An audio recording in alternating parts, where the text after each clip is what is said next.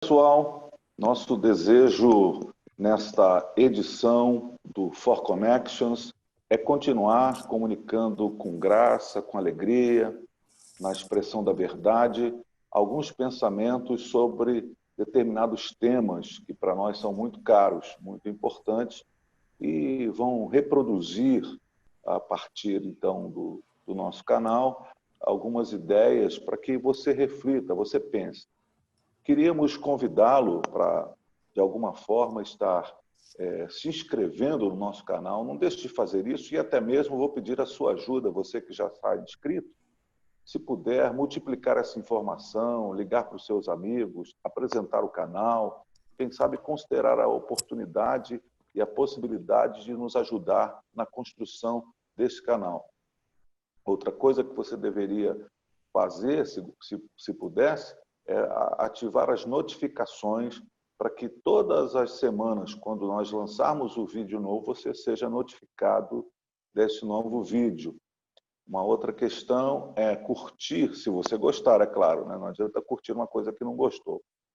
Mas dê lá seu like. E se você puder ainda mais, olha quantas ajudas você pode nos dar. Se você puder comentar, né? Expressar o seu comentário sobre o que você está assistindo, sobre suas considerações e colocar, acrescentando a sua própria reflexão sobre o tema que temos, nos permitindo, assim, melhorar, aperfeiçoar nossa vida, nosso olhar sobre determinados assuntos. Então, eu gostaria de fazer essa série de solicitações e pedidos para você que nos ajude nesse sentido. Queria também saudar os nossos amigos do For Connections que fazem esse quarteto aqui, compõem esse quarteto, e nós somos amigos há muitos anos. Sérgio Elias, como vai? César, tudo bem? É uma manhã agradável de outono aqui nos Estados Unidos e grato a Deus, né? Porque tem sido bom, como sempre. E sempre bom estar com vocês aqui, Valmir, Silfarney, você e esses nossos amigos espalhados pelo mundo inteiro, né? Bom estar aqui. Isso aí, amigos espalhados pelo mundo, que um dia serão ajuntados, graças a Deus. Olha que coisa linda, né? Silfarney. Olá, meu amigo César, amigos Sérgio e Valmir, que bom estarmos juntos mais uma vez. Olá, você que nos assiste aí através das tecnologias. É um prazer ter você com a gente. Espero mais uma vez que seja um tempo de um bate-papo bem informal, agradável e produtivo. Um abração, meus amigos. E aí, você, Valmir, meu amigo, como é que está aí? Graças a Deus, César. Tudo bem, feliz, caminhando. Uma das estações mais lindas que eu acho aqui dos Estados Unidos, que é a estação do outono. Particularmente, eu aprecio muito essa estação e me lembra também essa questão da vida, que todos nós temos algumas estações da nossa vida. Um beijão no coração para todo mundo que está ligado assistindo a gente aí. Você sabe que é uma tem coisa... gente que César, tá- corta aqui rapidinho aqui. Sabe que é uma coisa que... Não existe inveja santa, né? Então não esquece essa palavra. Mas que eu lamento muito no nosso país é não ter, pelo menos no Rio de Janeiro, né? Essas estações tão claras como nos Estados Unidos, né, cara? Divisão certinha, é tão lindo isso. E queria reforçar isso que o Valmir falou, de fazer um tema tão importante daqui a pouco, é respeitar as estações e valorizar as estações, que elas são importantes para nós. Desculpa a intromissão, meu mestre César Carvalho. De jeito nenhum, você não se intromete. Deixe-me dizer uma coisa importante. Nós não temos, Silfarney, por causa da questão também de sermos um país tropical. E nos países tropicais, as estações não são tão percebidas assim, né, como é lá no hemisfério norte. No hemisfério norte, claro, há uma beleza e uma singularidade em cada estação. Enquanto nós aqui do Rio de Janeiro desfrutamos também a estação da Central do Brasil, né, geralmente no final do expediente, uma estação maravilhosa, cheia de encontros e desencontros, assaltos, correrias, trens superlotados, descuido das autoridades, mais uma vez, e a gente vai falando dessa estação que também vai corresponder a uma estação política que estamos enfrentando. Eu já me declaro aqui com uma vergonha enorme e uma vergonha alheia na cidade do Rio de Janeiro. Não quero transformar isso aqui numa conversa de política, mas fazer um hinozinho muito feio para fazer campanha, eu achei ridículo. Não sei se vocês estão acompanhando por aí, já viram alguma coisa, mas vou falar aqui depois que Deus me ajude. Mas aleluia, a luta continua. É duro de ouvir, é uma vergonha. A música do prefeito aqui da cidade do Rio de Janeiro, tentando atrelar a experiência religiosa e a fé e chamar alguns eleitores por conta disso. Isso é uma vergonha, uma tentativa de manobrar as massas religiosas desavergonhada, né? Uma tentativa esdrúxula. Como diria o Bodes Casói, isso é uma vergonha. Uma vergonha, uma vergonha. Mas vamos lá, meus amigos, nós vamos tratar sobre os desertos da vida.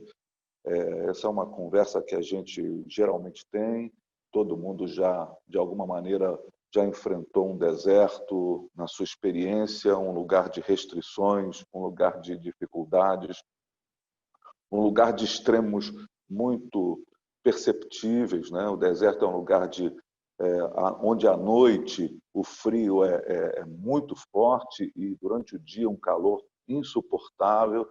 Então é um lugar de dificuldades, de extremidades, de sensações extremas, um lugar assim. Mas eu queria também perceber, e ao longo dessa nossa conversa, perceber algumas coisas. O deserto como um lugar de fortalecimento, um deserto como um lugar de aprendizado, um deserto como um lugar também onde nós vamos ser avaliados e transformados. São expressões que nós vamos encontrando nas Escrituras. Eu vou usar agora um texto que está no Evangelho de Lucas, no capítulo 1, o versículo é 80, que trata sobre João Batista, ou como alguns mais puristas gostariam, João o Batista. Diz o texto: e o menino crescia e se fortalecia em espírito e viveu no deserto até aparecer publicamente a Israel. A mim me parece que o escritor Lucas, ao fazer a alusão à história do precursor, a fazer a alusão à história deste ícone que aparece no Novo Testamento, a partir, então, de quem Jesus vai falar que nascido de mulher não houve ninguém igual, parece que a sua formação passa exatamente por um lugar de deserto. E a gente pode usar isso de maneira efetiva, né, de maneira real, ou também metaforicamente. Esse lugar, esse deserto como um lugar de preparação para a vida, esse lugar de encontrar com as nossas, vamos por assim dizer, limitações, os nossos limites, e aperfeiçoar, então, a nossa caminhada em relação a isso. Pastor Sérgio Elias, meu amigo, me diga, o deserto, na sua percepção, pode ser um lugar de preparação, como o texto sugere? Como você disse, César, nós estamos usando a palavra deserto aqui no sentido metafórico da palavra, né? Como uma analogia que é muito comum, muito utilizada no meio cristão, sobretudo no meio evangélico, associar deserto como um tempo, uma estação, um período, um processo, né? São palavras que geralmente têm a ver com a nossa utilização desse termo deserto.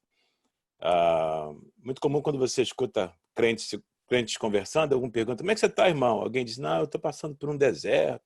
A gente sabe que o indivíduo não pegou um avião e não viajou para o Saara, né? A gente sabe que ele está falando do seu deserto particular, do seu momento existencial, espiritual, enfim.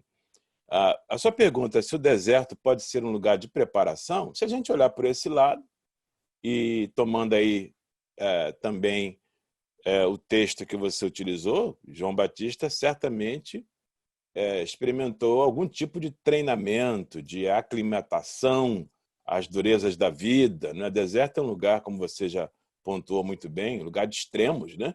Frio acentuado à noite, calor causticante durante o dia. Então, imagine, se João como o texto diz, e nós cremos, passou boa parte da sua infância e adolescência no deserto, ele viveu esses extremos na vida, né?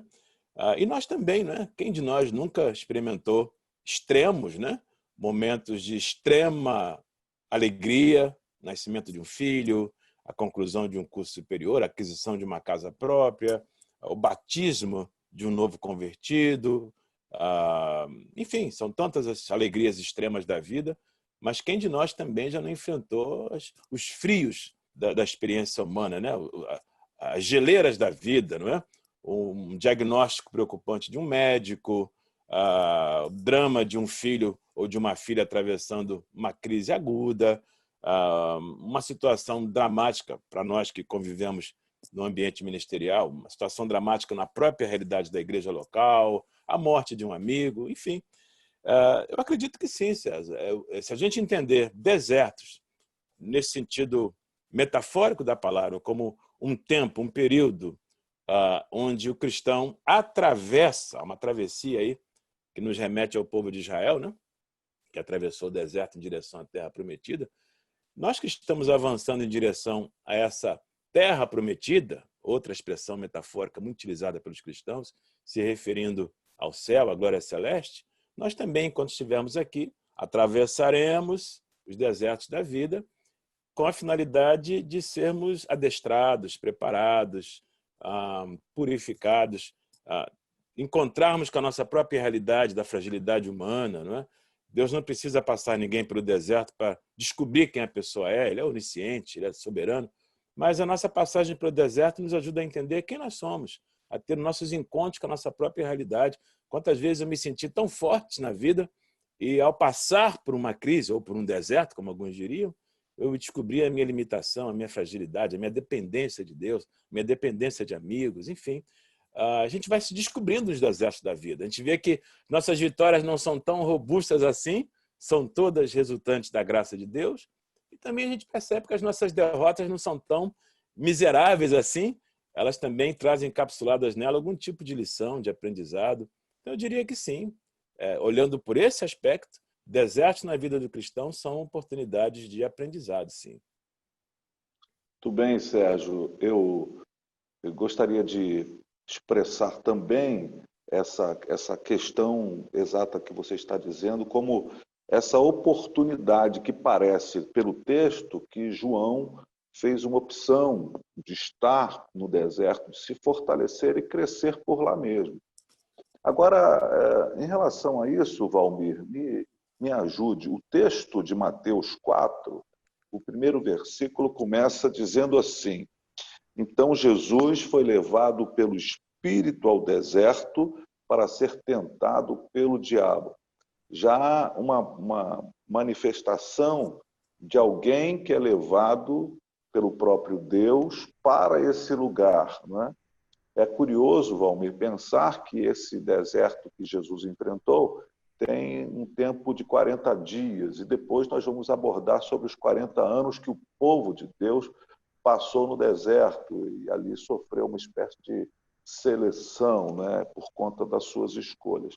Mas, Valmir, voltando ao caso de Jesus, essa escola que ele enfrenta no deserto, o que você poderia considerar essa expressão levado pelo Espírito para ser tentado pelo diabo no deserto? Você que tem essa pegada na área da libertação, dessas coisas todas, não era o caso de Jesus, mas se a gente pensar que ele foi levado pelo Espírito a esse lugar para ser tentado, estaria sendo Jesus, então, preparado para tudo que ele viveria no trajeto do seu ministério?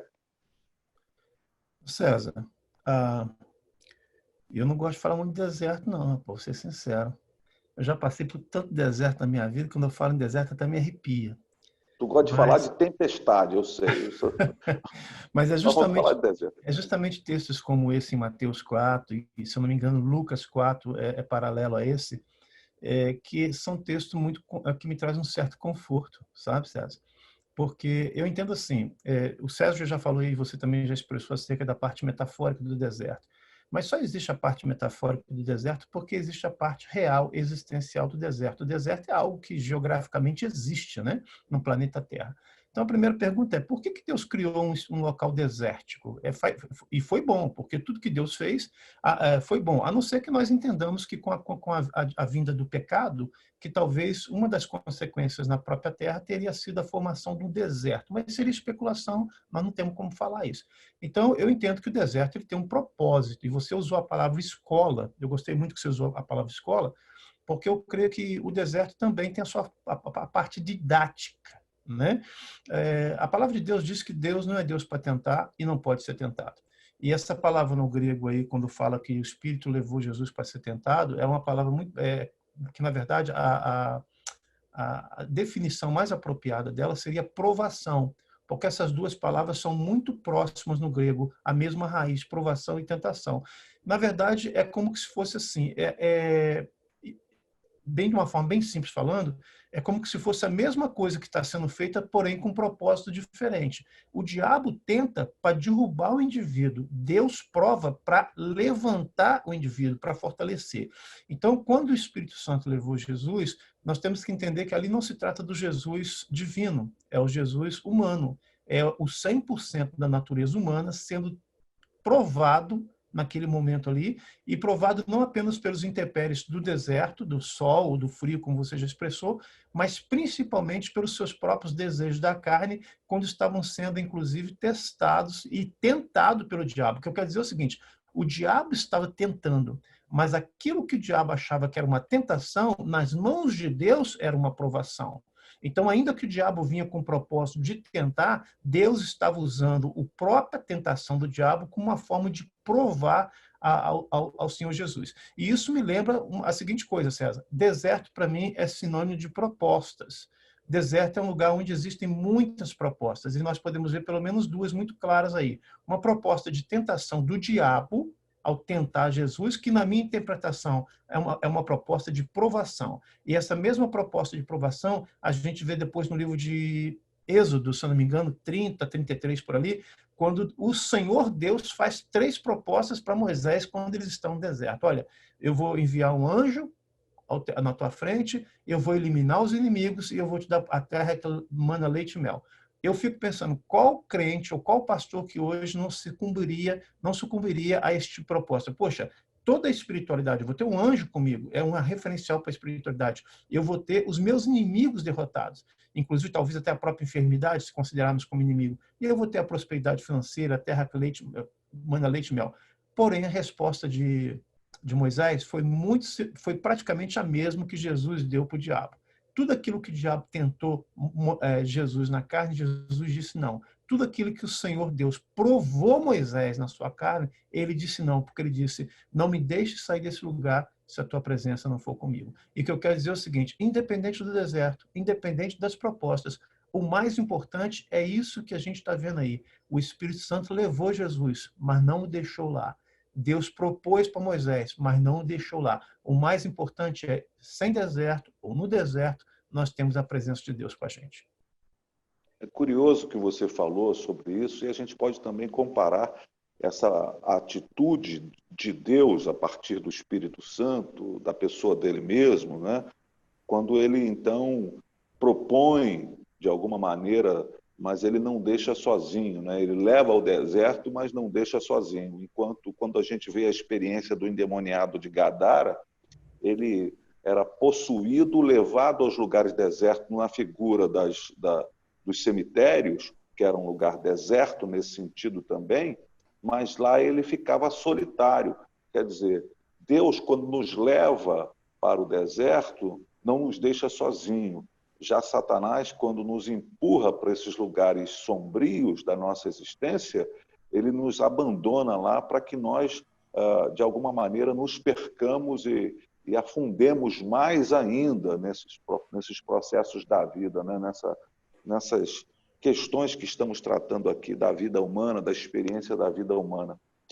Se o Farney, eu pensando aqui, junto com aquilo que já foi dito, daquilo que já conversamos sobre isso, há uma condição, né, quando a gente lembra do deserto, é um dos outros desertos lembrados na Escritura, o deserto pelo qual passou o povo de Deus depois de ser libertado do Egito, né?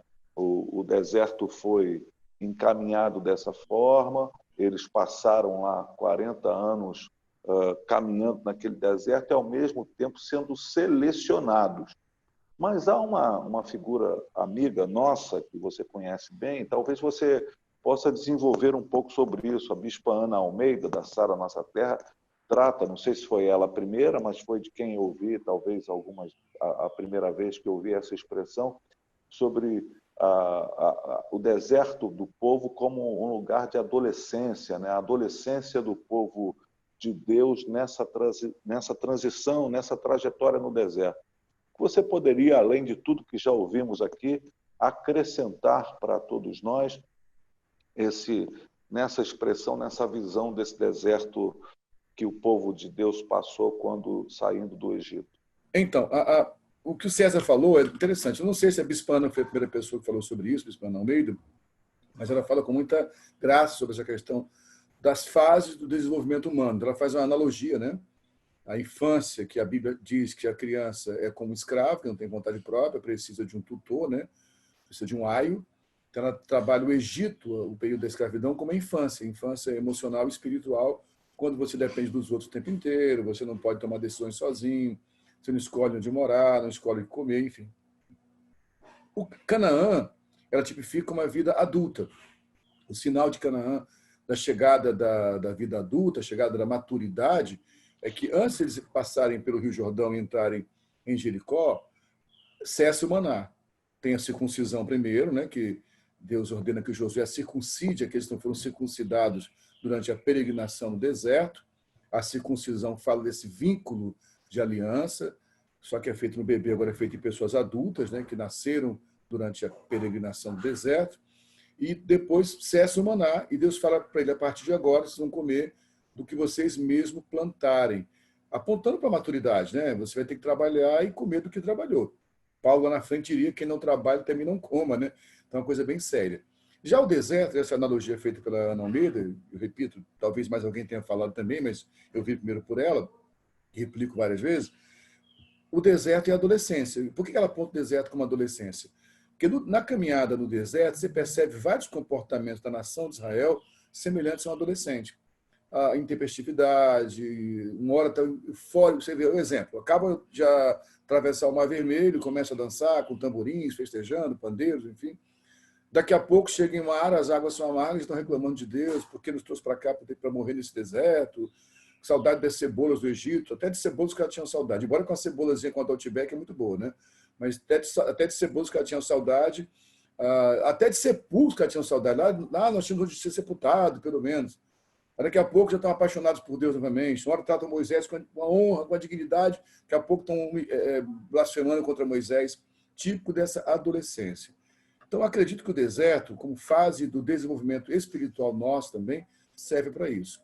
Quando nós nascemos novamente em Cristo, somos arrancados das garras de Satanás, do pecado, começamos uma jornada onde Paulo diz, como em Efésios 4, que ele fala sobre a unidade do corpo, ele fala que a proposta de Deus é chegarmos à maturidade, à estatura do varão perfeito, que é Cristo, né?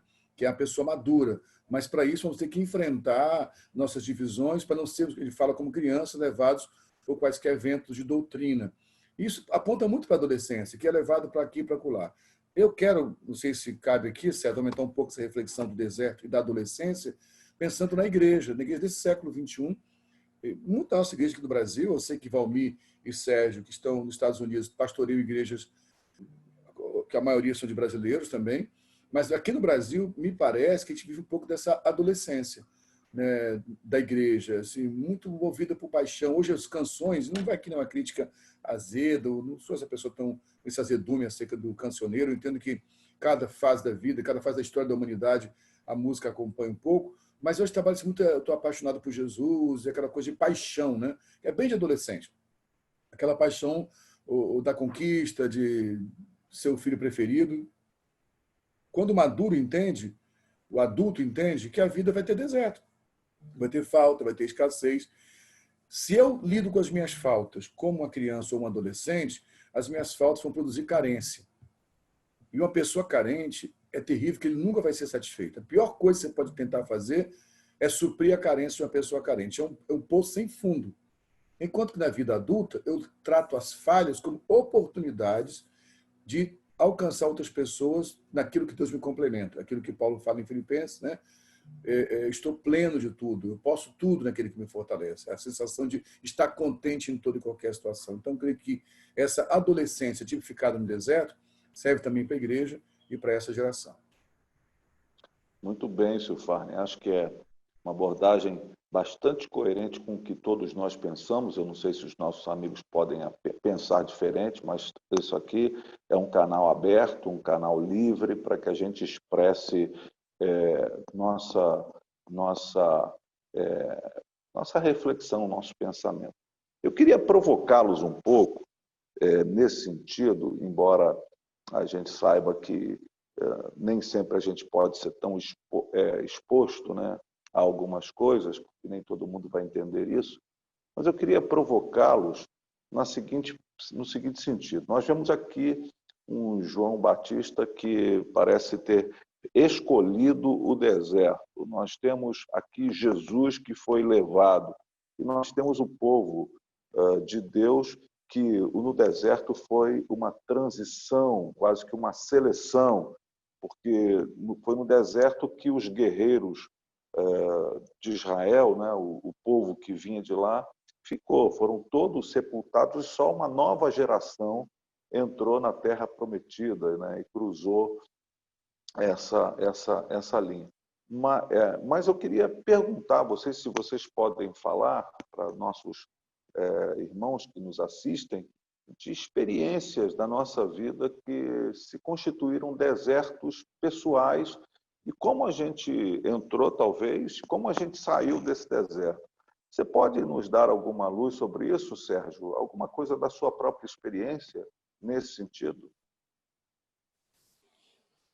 Olha, César, eu teria uma coleção de experiências, a gente poderia chamar de experiências no deserto, né? Puxa vida, desde que eu me entendo por cristão, né? Desde a minha conversão na adolescência, eu acho que isso não é diferente de todos nós aqui no painel. Eu tenho passado por vários momentos difíceis, sim, né? Destacar um deles, puxa vida, eu acho que eu poderia falar da transição da minha vida no Brasil para a vida na América. Alguém poderia dizer assim, mas isso não é deserto, você está falando aí de refrigério, né? Você sair de um país em desenvolvimento como o nosso querido Brasil e morar na América, um país que é superpotência e tudo mais. Eu diria o seguinte, o deserto ele não acontecia na minha transição para a América no sentido externo da palavra. Quer dizer, externamente, tudo melhorou, tudo mudou para melhor. Eu amo estudar, então aqui eu e Valmir viemos para estudar aqui na América. Nós fomos mergulhados num universo de muitas oportunidades para estudo, para pesquisa. Então, nesse sentido, foi muito boa a minha vinda para cá. Mas eu diria que o deserto, na minha transição para a América, começou a se consolidar na minha vida a partir dos meus dramas, meus medos, minhas inseguranças. O Valmir se lembra disso, né? A gente vindo morar na América, a gente teve que assumir algumas funções para manter a família e tudo mais, que a gente não assumia nossa realidade no Brasil, né? Eu pastoreava uma igreja, pela graça de Deus, sólida, em Macaé, por 9 anos, na Igreja Metodista Wesleyana, e vivia um momento muito legal, né, de expansão, crescimento, enfim, muitas promessas, muita coisa boa acontecendo, e foi uma opção, não foi uma punição, foi uma opção, eu aceitei a oportunidade de vir para a América, mas logo na minha primeira semana, primeira ou segunda semana de vida aqui nos Estados Unidos, eu me lembro que o meu filho, o Serginho, que era um menino ainda, ele contraiu uma pneumonia, que não é nada demais, não tem deserto nenhum nisso, isso é só uma circunstância da vida. Mas o que aconteceu a partir daí, o desdobramento disso, já me fez entender que eu estava inserido num momento de muita provação e treinamento. Eu precisei pegar o meu filho, queimando em febre. Eu e Denise entramos no carro, mas eu não conhecia ainda direito o lugar onde eu morava, lá no Tennessee, na época, antes de me mudar para o Connecticut. Morávamos no sul, onde estudávamos, e eu saí com o Serginho queimando em febre no carro, e meu inglês extremamente limitado. Hoje é um pouco menos limitado, mas naquela época era mais limitado ainda. E tentando descobrir onde era o hospital. Alguém tinha me indicado, me dado o endereço, mas eu saí de carro tentando chegar, me perdi. O hospital ficava para a esquerda, eu fui para a direita, fui parar numa cidadezinha remota, e Denise com meu filho no colo, queimando em febre, confiando em mim como cabeça, dizendo, e aí, vamos chegar quando no hospital? Eu dizia, vamos chegar. E as pessoas querendo me ajudar, me dando informações, os americanos muito solícitos, e eu não conseguindo entender nada do que eles falavam. E, olha, me senti interiormente humilhado, porque eu pensei, puxa, eu acabei de chegar na América, venho de uma igreja onde eu tenho vários médicos lá, e na minha própria igreja, membros da igreja, e aqui eu não consigo levar o meu filho para o médico. Eu não consigo fazer o meu papel de chefe de família, de pai, de marido, e eu me senti interiormente humilhado. Então, quem olhasse do Brasil diria assim, o Sérgio e Valmir, né, estão no topo do monte. Mas eu senti que, embora eu estava sendo introduzido numa vida de muito mais conforto e oportunidade, lá de fora estava tudo bem, era um oásis, mas dentro de mim eu comecei a me sentir diminuído. Comecei a me sentir pequeno demais para a função. Sem falar que depois fui parar na sala de aula, estudando com americanos e professores americanos, ministrando as aulas na velocidade normal de uma sala de aula. Claro, não ia diminuir o ritmo, porque tinha ali um aluno internacional no meio deles. Muitas vezes não entendendo patavinas do que o cara estava falando, às vezes me sentindo perdido, às vezes não, muitas vezes me sentindo perdido, tendo que compensar isso, passando muitas vezes boa parte do dia na biblioteca, depois da aula, para tentar correr atrás do prejuízo da sala de aula. E até que cheguei a pensar, eu acho que eu dei com os burros na água, eu vou voltar para o Brasil, eu vim para cá para sofrer, para não conseguir, eu fracassei, e só não voltei pelas intervenções de Denise, que ela dizia, não, agora você me trouxe para cá, agora você vai até o fim com esse negócio. Então, muito mais por impulsão da mulher do que por perseverança, a gente foi continuando, e depois as coisas foram sendo facilitadas, né? Poderia contar aqui inúmeros casos de mancada, de mico que eu paguei por causa da língua, saudade do país. Eu não sabia que eu era tão brasileiro até sair do Brasil, né? Até o hino nacional me fazia chorar, rapaz. O hino nacional brasileiro, quando eu via. Mas, enfim, eu poderia falar aqui de uma lista de desertos na vida, mas na minha vinda para a América, o meu senso de inaptidão, de incapacidade, de pequenez diante da cultura americana me trouxe assim um momento de muita crise interior. Eu pensei em ir embora algumas vezes por conta disso, mas pela graça de Deus nós fomos insistindo, e agora já estamos aí há quase 25 anos na América, né? Hoje eu já sei pedir hambúrguer no McDonald's sem muita dificuldade. Naquele tempo era pelo número, né? Number 1, number 2. Eu me lembro, César, que um dia a Denise, minha esposa, foi no McDonald's, aqui na América, e aí a menina atendente falou, yes, how may I help you? O que eu posso fazer para te atender? Aí Denise olhou assim no painel, aí ela viu assim que tinha um sanduíche, não me lembro qual o nome, mas uma das opções é que poderia ser plain. Plain. E plain quer dizer sem nada. É um pão com carne ou com salsicha e tal. Aí Denise olhou e falou, uau, se é plain, é porque ele é pleno. Deve ser igual aqueles x-tudos do Brasil, deve vir com azeitona, batata frita e ovo de codorna. Eu quero um plain. Aí a garota deu para ela aquele sanduíchezinho esquálido com 2 fatias de pão e, uma, e um bife de hambúrguer no meio. Mas não é só a Denise, não. Estou falando dela aqui para não falar dos meus micos. Mas, brincadeiras à parte, foi, a princípio, uma experiência difícil para mim. Esse é só um deles, mas há outros desertos na vida. Mas, graças a Deus, a gente atravessou pela graça do Senhor. Quem diria que os Estados Unidos também é deserto, né? Quem diria? Internamente, para mim, foi. Não o país, mas dentro de mim. Entendi. Você sabe que, às vezes, a opulência esmaga a gente, né? Exposição à opulência esmaga o indivíduo, né? Mas, assim, talvez as pessoas não estejam entendendo essa dinâmica que estamos fazendo aqui, não planejada, diga-se de passagem. Eu fiz questão de não avisar que faria isso. Agora, o decano inaugurou esse momento, até porque, por ter vivido mais tempo, não tão mais, mas mais tempo, tem mais deserto para contar, né? Mas o Valmir foi junto, né? Nessa história do Sérgio. O Valmir foi junto, foi estudar nos Estados Unidos, depois teve a sua experiência também pastoral lá em Nova York, que a gente acompanhou muito de perto também. Valmir, mas isso aí é com você. Você escolhe o seu deserto para você contar a sua experiência. Eu sei que você é um cara de muitas experiências dramáticas na sua vida, né? Quem olha para você é um sujeito alegre, um sujeito curioso, um sujeito, não pensa, idiosincrático, né?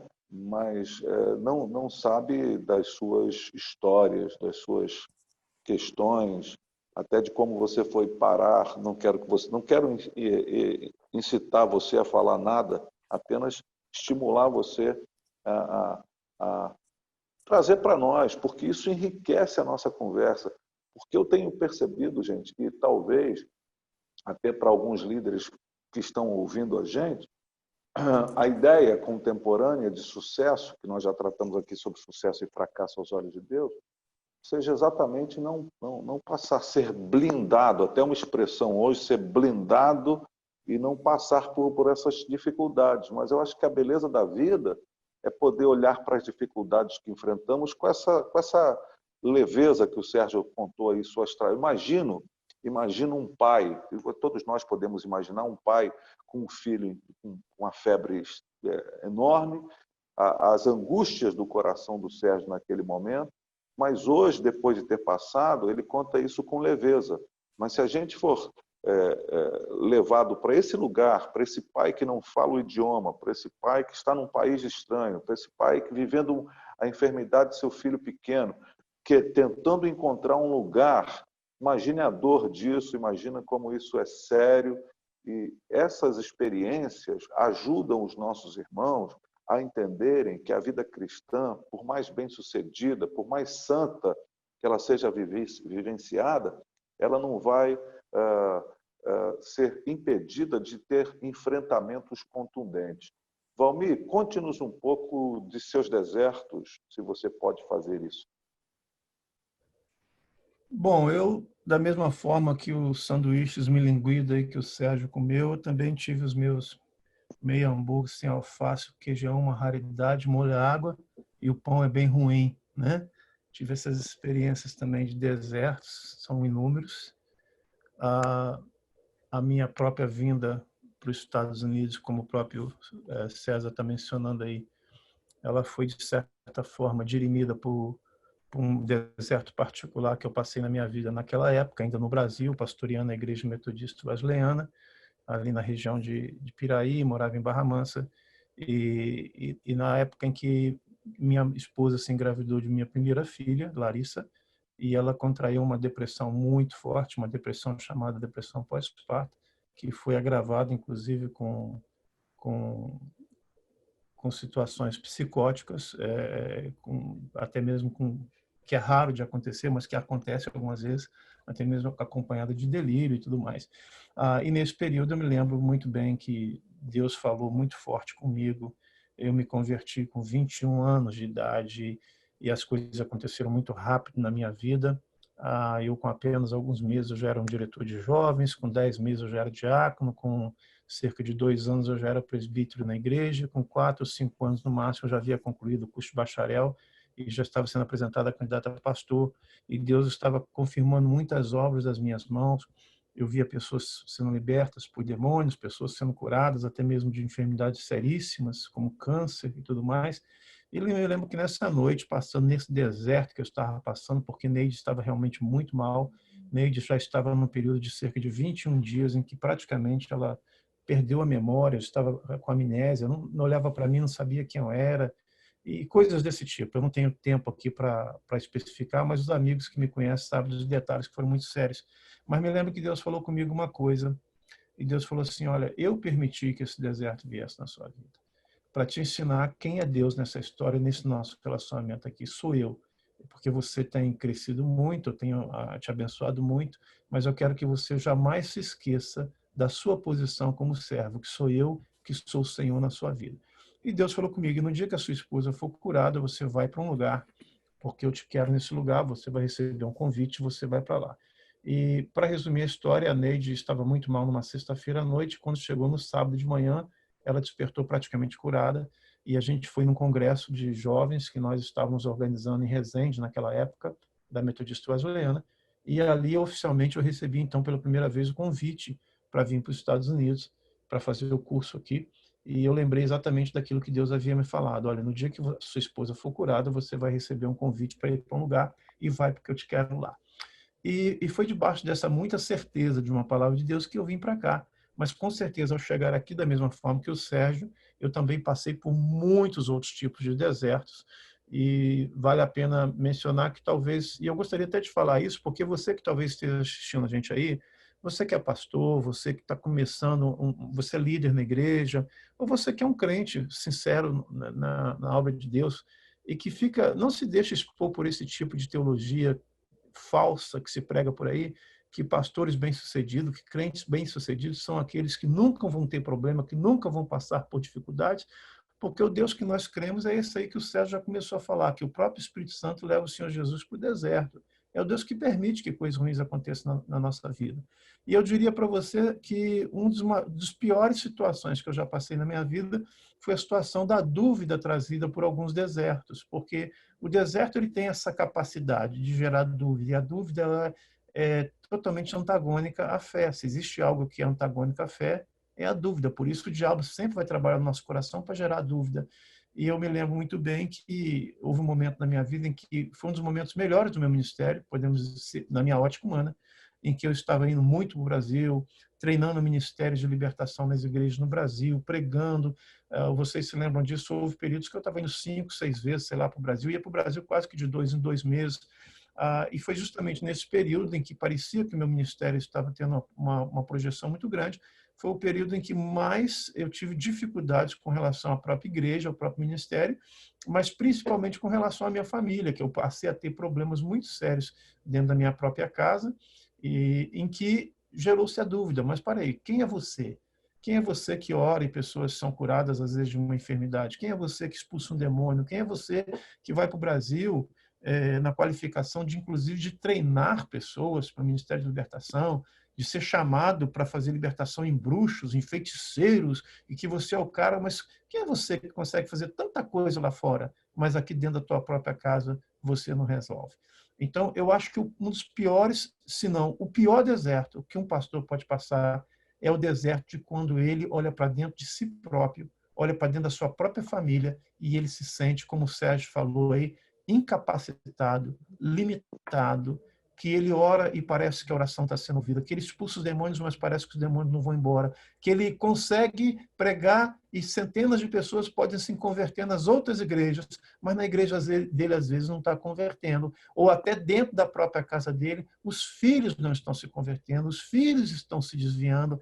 Olha, e você que está me ouvindo nesse vídeo aí, eu quero falar diretamente para você, você que é líder, você que é pastor, isso não desqualifica o teu ministério, isso não desqualifica a tua unção, Isso não diminui a unção que você tem, isso não significa que Deus te abandonou, isso não significa que o diabo está tendo mais poder sobre a sua vida, e isso também não significa que, por causa de tudo isso que você está passando, que Deus tem a obrigação agora de lá na frente te abençoar tremendamente. Nada disso. Simplesmente o sol nasce sobre todos, a chuva cai sobre todos. E Deus nos ensina através dessas experiências.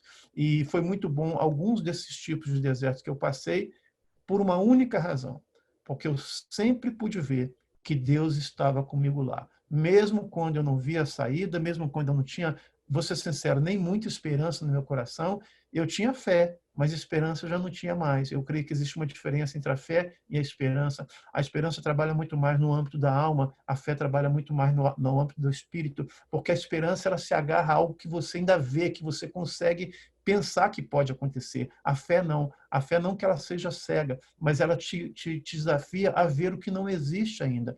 Então, no meio desse pior deserto que eu passei com relação a alguns assuntos da minha família, e vou ser sincero, em alguns aspectos ainda não saí desse deserto, ainda estou tomando água de cacto em algumas áreas, ainda estou convivendo com escorpiões em algumas áreas, ainda sinto sol escaldante em algumas áreas desses desertos familiares que eu estou passando, mas eu tenho certeza que a mão do Senhor está comigo, e um dia, ainda que eu não entenda, não estou querendo, Deus vai ter que me explicar um dia, eu vou ter que entender. Não, não tem que entender nada. Eu quero simplesmente a segurança de que o Senhor está comigo, que Ele permita que eu passe por esse deserto de uma forma digna, de uma forma honrosa, ao lado dele, porque é ele que está me sustentando. Então, sim, César, passei por muitos desertos, continuo passando, e, na minha opinião, o pior deserto que um pastor, falando diretamente para o pastor agora, pode passar é o deserto de quando ele olha para dentro da sua própria casa, seu próprio filho, sua própria filha, sua própria esposa, e ele não consegue ajudar da forma como ele acha que ele poderia e que conseguiria ajudar. E acredito que Deus permite isso, viu? Deus permite que às vezes a gente se sinta nessa situação para nos ensinar a ser melhor pessoas e até amar mais os nossos familiares e até amar mais a igreja e entender que a nossa vida está nas mãos dele. Muito bom o depoimento, Valmir. É disso que nós estamos falando, revelar essa nossa humanidade, esse lado que as pessoas olham para a gente, e eu tenho observado nos comentários, né? As pessoas pensam, mas que coisa, conversa inteligente, que conversa reflexiva, que pessoas extraordinárias, mas nós só somos o que somos pelos desertos que atravessamos, pelas coisas que enfrentamos na vida. Bem, quando a gente pensa no nordestino, a gente já pensa num nordestino que vem num pau de arara, né? Fugindo da seca, né? E essa é a visão que o brasileiro geral tem de um nordestino, alguém que foi aperfeiçoado vivendo na sequidão, vivendo na dureza do sertão nordestino, né? Eu não vou falar da sua cabeça chata, de jeito nenhum, Silvânia. Essas coisas não fazem parte da nossa questão aqui, mas eu tenho certeza que você vai contribuir, como o Sérgio e como o Valmir já contribuíram significativamente aqui para abençoar pessoas com as suas experiências, com as suas histórias. Tenho certeza que você também vai nos trazer alguma grande lição para a vida a partir de uma experiência, de um deserto que você tem enfrentado. Vamos lá, meu amigo. Começa o deserto por aqui. Vocês não estão vendo, estão assistindo aí, porque não mostra as telas todas, né? Enquanto o César falava, então vou me fazer minha cabeça chata aqui, o César provocava. É assim mesmo, né? A gente chama assim mesmo, né? Entre amigos estamos em deserto também. Esse aqui é o deserto muito confortável. É verdade, César. Na verdade, assim, eu acho que eu excluo um pouco dessa linha dos nordestinos mais miseráveis de pobreza. Não porque nasci na família rica. Mas meus pais sofreram muito, meus irmãos mais velhos. Eu venho de uma família muito grande, 13 irmãos, né? Eu sou caçula. Eu tive a bênção de nascer quando as coisas estavam melhores já. Meu pai já tinha uma casa própria, uma boa casa em Fortaleza e tal. Quando viemos para o Rio, foi uma aventura da minha mãe, na verdade. Se apaixonou pelo Rio de Janeiro.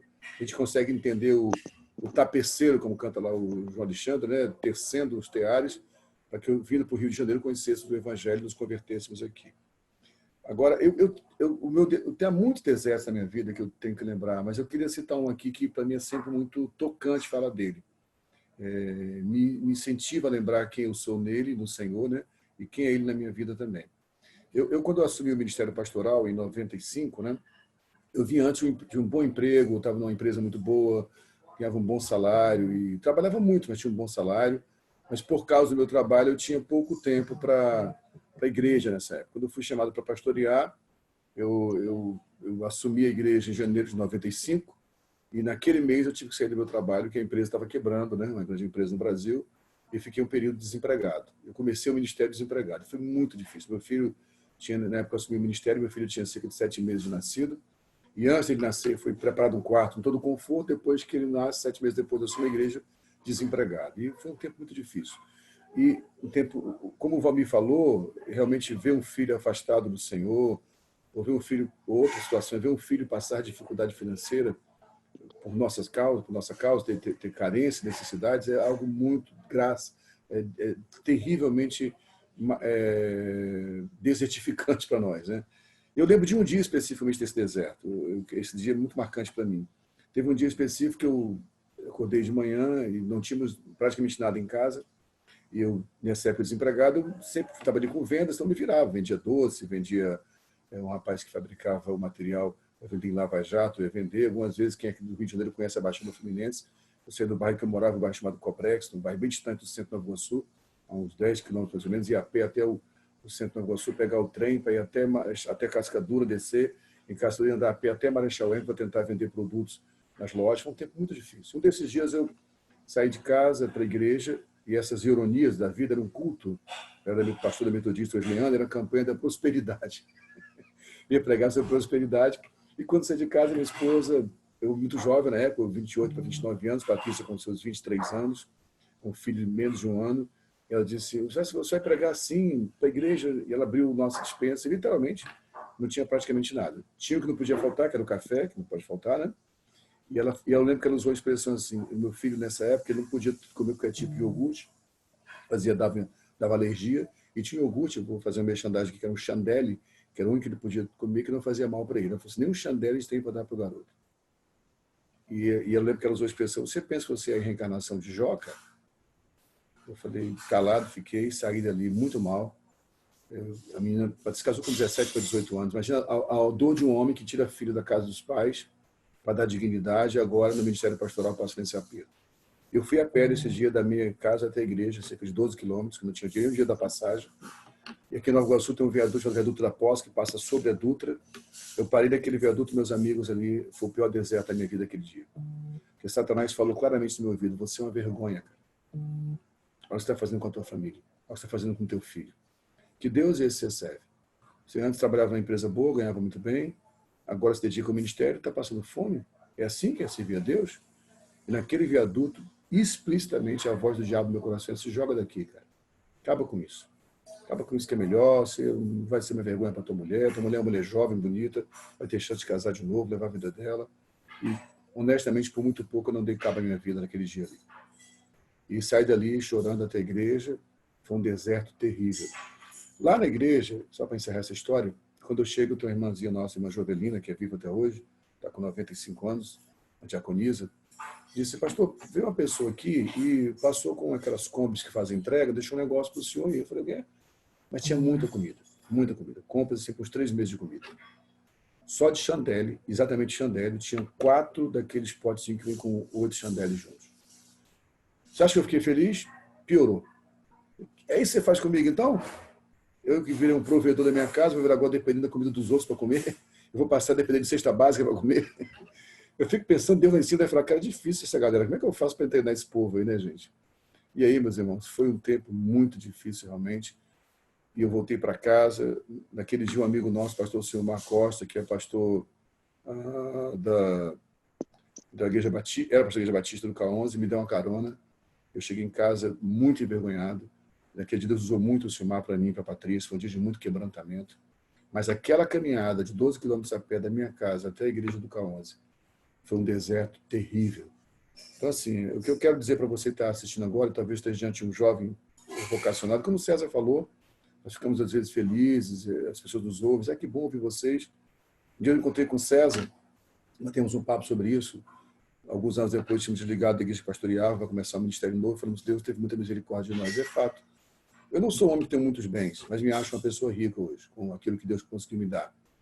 E o começo foi com muita, muita dificuldade. Esse deserto, lá do início, sem dúvida alguma, me levou a entender que o Pai é o Pai conosco em qualquer situação da vida. Deus abençoe vocês. Espero que esse deserto que eu vivi ajude você a crescer um pouco mais.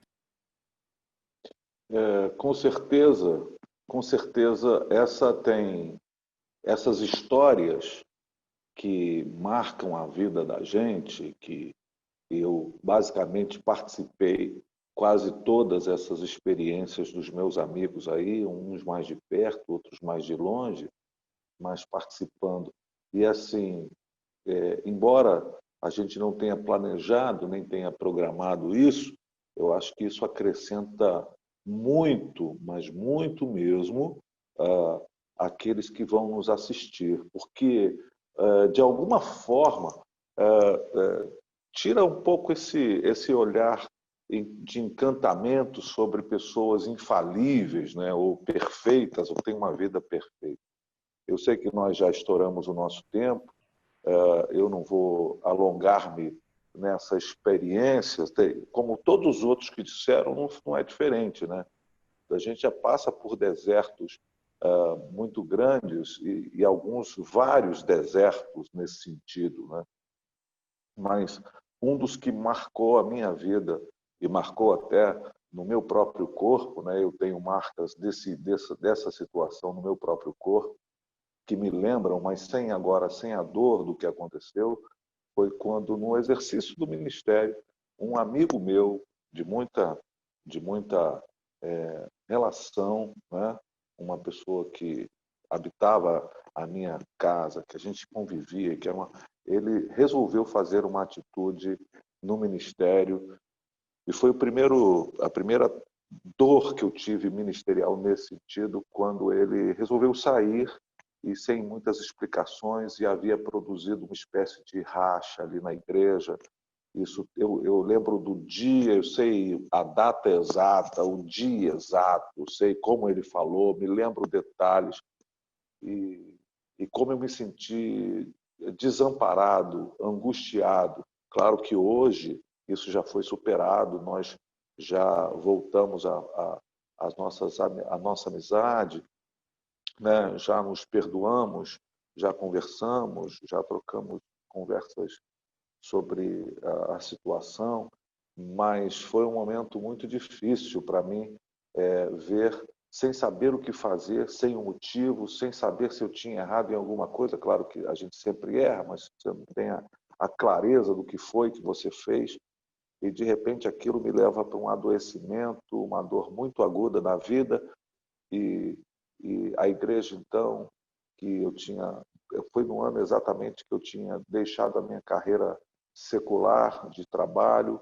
foi o ano que eu tinha tido uma experiência maravilhosa, que o Valmir me levou, foi o Valmir que me levou pela primeira vez aos Estados Unidos, e eu tinha tido experiências muito boas de pregar lá e construir e aperfeiçoar relacionamentos.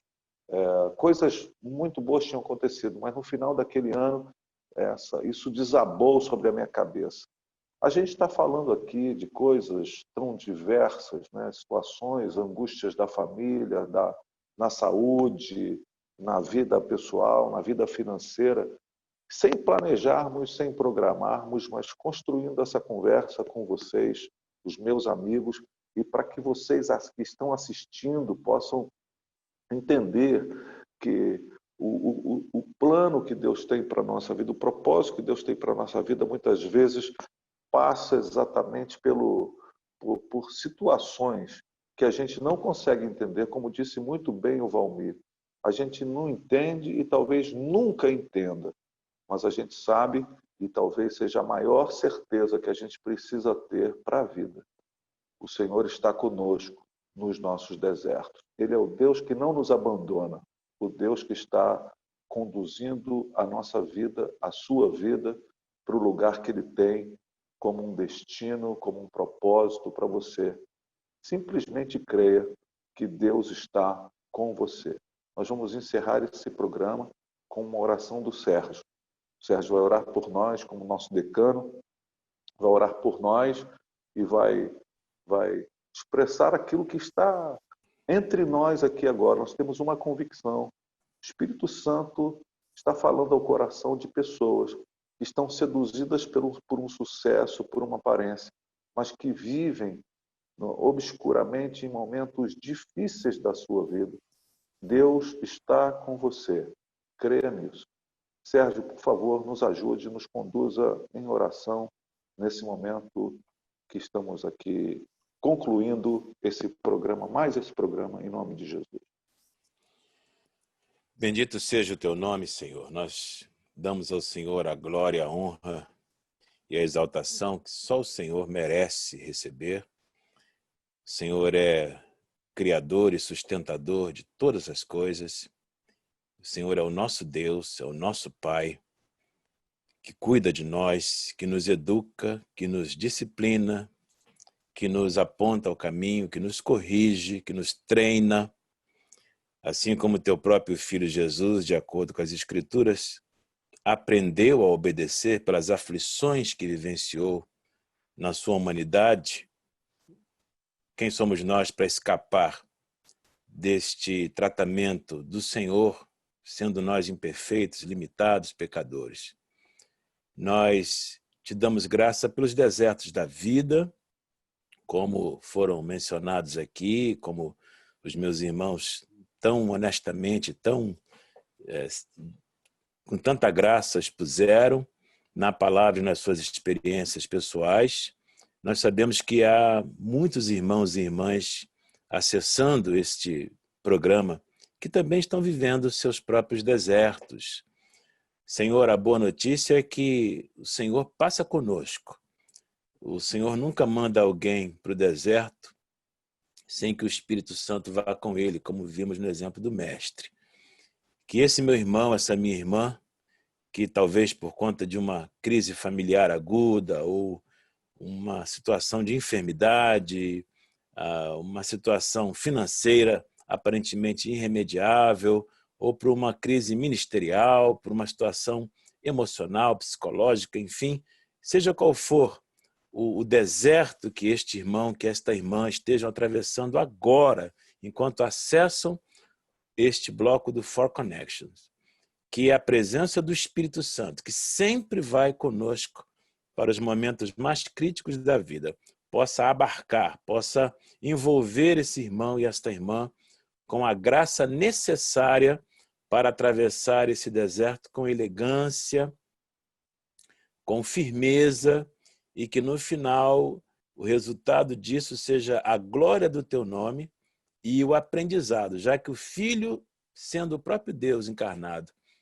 passou pelo processo de aprender a obediência como homem, que ao sairmos deste deserto, que ao atravessarmos esse momento, essa estação, nós tenhamos aprendido a obedecer mais.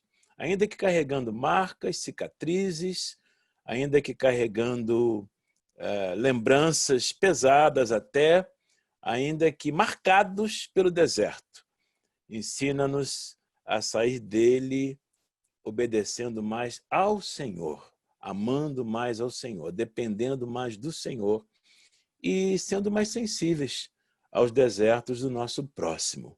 Que assim seja para a glória do teu nome, até que cheguemos à terra prometida, até que cheguemos à tua glória celeste, onde não há pranto, nem dor, nem clamor e nem perguntas para serem feitas, porque lá o Senhor é tudo em todos e todas as coisas estão resolvidas na glória eterna. Assim seja, na nossa vida pessoal e na vida de todos aqueles que acessam este bloco do Four Connections em qualquer lugar do mundo, em nome de Jesus. Amém. Eu queria terminar esse programa citando alguns textos da palavra. O primeiro, ainda que eu ande pelo vale da sombra da morte, eu não tenho medo, porque tu estás comigo. E um outro, ainda que, agora citado por Abacuque, ainda que a figueira não floresça nem haja fruto na vide, no curral não haja vacas, o rebanho seja arrebatado. Ainda que tudo dê errado, ainda assim eu me alegrarei no Deus da minha salvação, exultarei na bênção de ter uma relação com o meu Pai. Eu correrei ainda para lugares altos, mesmo que esteja tudo dando errado hoje. Deus abençoe a todos, Deus abençoe vocês, meus amigos, que seja de fato um programa como os outros, que abençoe muita gente. Um abraço a todos.